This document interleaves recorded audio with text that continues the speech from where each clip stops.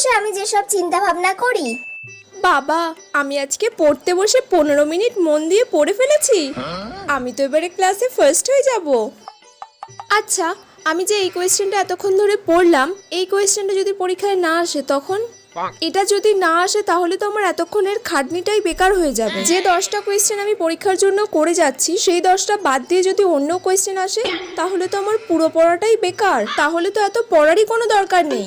ভূগোলের সিলেবাসটা বেশ কি ছিল? আমার তো মনেই পড়ছে না ভূগোলের সিলেবাসটা কি ছিল। আচ্ছা, স্যার তো বলেছে এই কোয়েশ্চেনটা খুব একটা বেশি ইম্পর্টেন্ট নয়, তাহলে তো এই কোয়েশ্চেনটা নিশ্চয়ই আসবে না। কিন্তু কোয়েশ্চেনে যদি এটাই এসে যায় তখন আমি কি করে পারবো? তার থেকে এটা একবার দেখেই যাই।